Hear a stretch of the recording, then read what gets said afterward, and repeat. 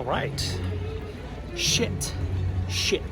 That's how we're going to start this vlog off. I was actually going to start off by saying, I don't know what to say. I don't know how to start this thing off, but I'm going to start it off by saying... I know what to say. What? Go ahead.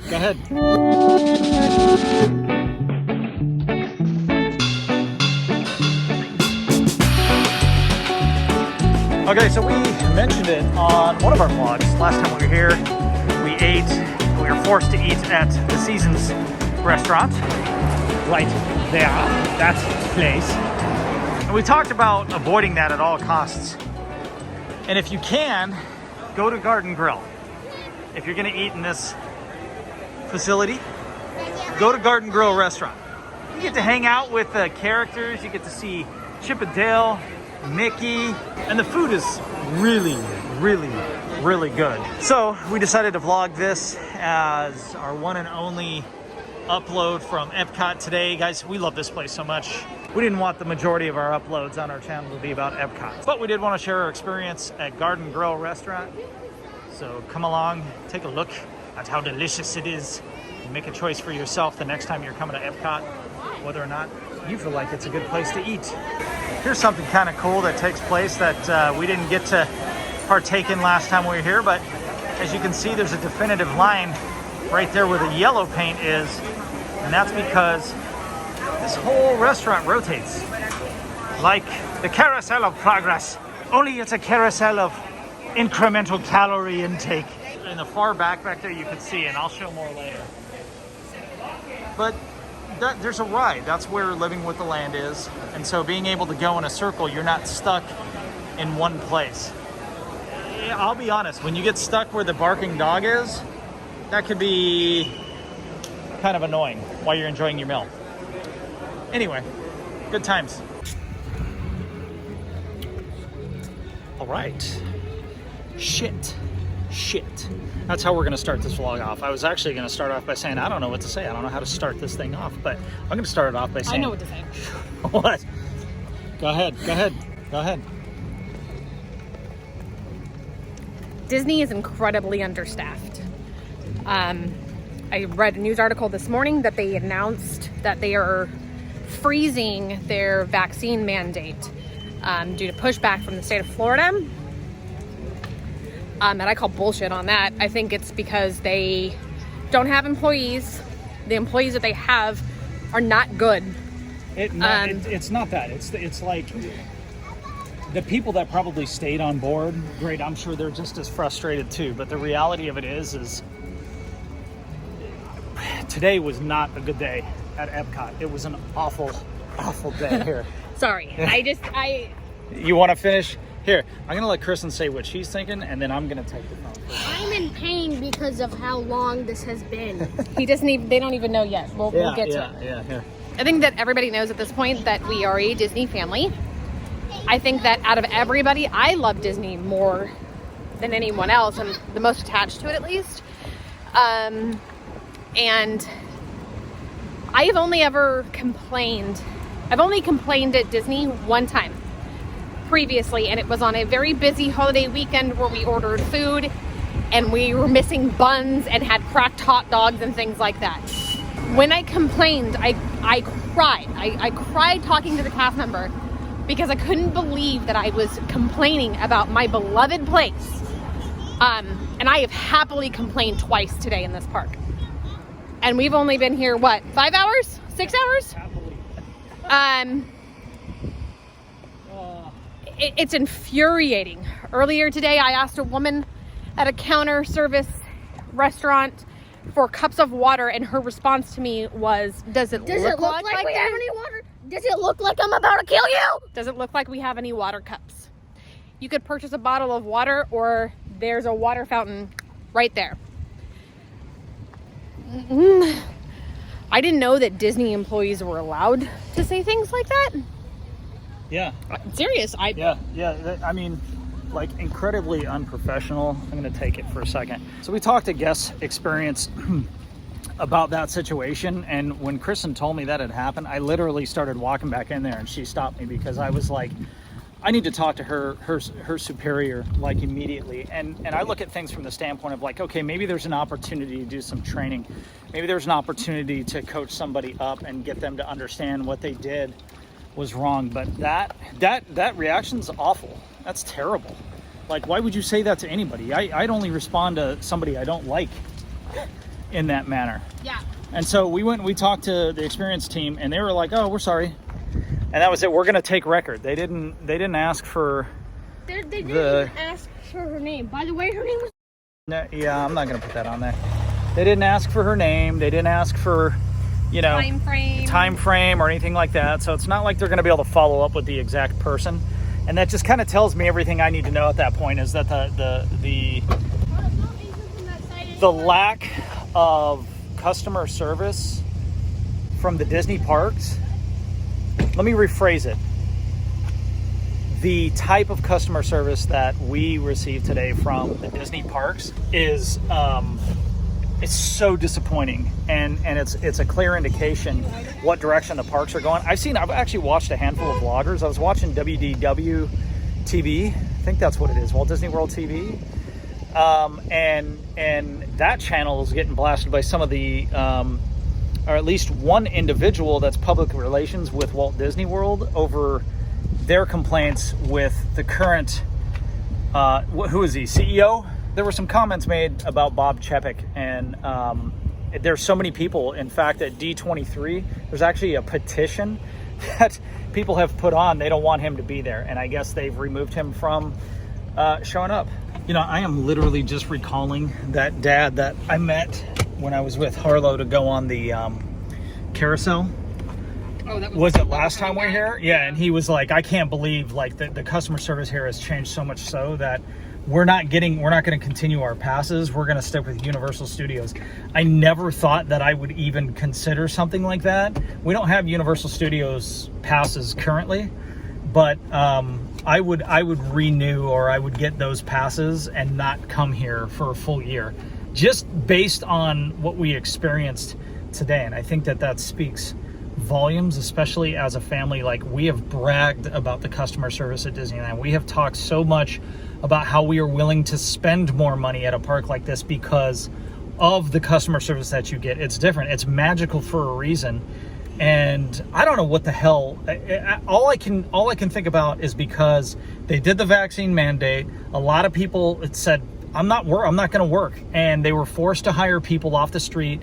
Maybe they don't put them through the same training. I don't think they had time to put them through the same training. Maybe that's the case, but literally so disappointing. And here's the thing, guys. It's like a game of golf. You have one bad round, one bad hole, and it screws up your entire round. And today was so damn frustrating that it literally changes my perspective. And now here's the sad thing, I have an expectation for my next visit. So essentially, it's very, very busy today at Epcot. And on a whim, we looked to see if there was any reservations that we could make for dining, because Epcot does not have very many quick service options. That's what the word I was looking for, quick service. And Food and Wine ended yesterday, so there wasn't a lot for us to consider for dining purposes. Corbin's smiling at me. So I quickly found, oh my gosh, we could go eat at Garden Grill, which we have eaten at previously. And we loved, everybody liked the food, and the experience was great. I made a reservation for 3:15. You can check in as early as 20 minutes before your reservation.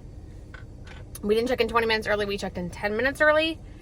From 3:15 to 4:05, when we finally walked away, I went up to the counter 3 separate times and said, hey, are we still on the list? I'm not sure what's going on, why we're running late.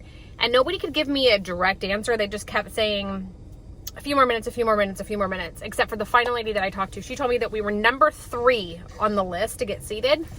And I took that to mean there would be 2 families in front of us and then us. And we watched at least 3 families get seated or 4 families get seated before I absolutely lost my shit and told Scott that I needed an answer immediately, that we were either going to know that they were going to seat us or that they weren't going to charge us. Because that's the other thing about Disney. If you don't show up for your reservation or you're late, or you cancel in less than 24 hours, they charge you $10 per person that you are registered for. So that would have cost us $50 to walk away. Thankfully, they agreed not to charge us.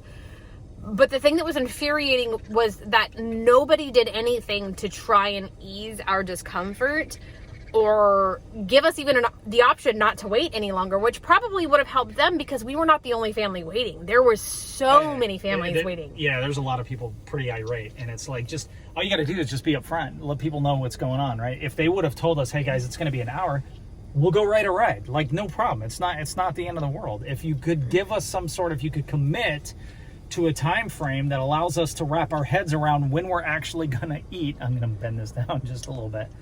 Then we'd be able to deal with it. The problem is it was like, oh hey, yeah, no, sorry, we're busy. Oh hey, no, yeah, sorry, we're busy. Okay, you're number 3 on the list. I have some to say. Corbin's farting. He thinks it's horse shit too. Yeah, it is horse shit. Okay. So, I walked out of there, stormed out of there. I was stopping. Yeah. I was mad. I walked. It's the second time something happened today. Yeah, and I walked straight to the guest service tent and told this girl, smiled at her, dude, I'm not happy. And I explained the situation to her, and she agreed and was like, yeah, totally, I get it. Well, from a dining standpoint, there's not really anything I can do, but would you like a return time for an attraction? And I was like, I looked at Scott and I said, would that help, like, eat some of the time up that we wasted? And he agreed and said yes. And I told her, except I don't think we're going to stay at Epcot. We've had enough here. We want to go to Magic Kingdom. And she told me, I can't do anything about Magic Kingdom, but if you take the time to explain to somebody over at Magic Kingdom what happened, I'm sure they'd be happy to help you. And I'm like, you can't do any attraction return, like Fast Pass? And she goes, no. And I know that they're not called Fast Passes anymore, but let me tell you that I have attended these parks plenty of times and been appeased of things that I didn't even complain about by receiving any attraction return time. And I don't know why they couldn't do it now. So either it's a new policy, it's because it's crowded, or it's because of the damn new Genie Plus thing, Lightning Lane, and I think that's horse shit. I think that's what I'm most upset about, is that the level of customer service and care and correction that we've received in the past is like, it's just flying right over their heads. Like they don't care. And I know that a lot of people are complaining. A lot of people feel like they are owed the world because of COVID and losing their lives for a year and canceling their vacations and having to reschedule. And then they're finally here and they're spending a lot of money. I totally get it, but I'm not that person. Yeah. And don't ask me, is there anything I can do? And then I tell you what it is, and you say, I can't do that. Go talk to somebody else. I'm beyond livid about that. This is the biggest disappointment I have ever encountered at any theme park. And that says a lot, because we've been to a lot of Six Flags parks. So bottom line is, awful experience, so disappointed, really angry, not gonna let it ruin our night, but we felt the need to upload this and share our experience, because quite honestly, the groups that Kristen's a part of on Facebook, what I see on YouTube, just the community of Disney people has changed because they feel like they're not getting what they're paying for anymore. I'm not a fan of the Lightning Lane. I'm not a fan of Genie Plus. I don't like the idea of having to charge anybody anything extra. You charge as much as you do originally because you provide something that is exceptionally well. Period. That should be the end of it. But what a disappointment. Here's to hoping the next vlog is actually back to the Neverlander. We might just change our name. Oh, no, I don't know if I want to be associated with Disney anymore. Oh, stop it. It's not that severe. It was a bad day, and like I'm the trying Never to be Disney? realistic. The Never Disneys.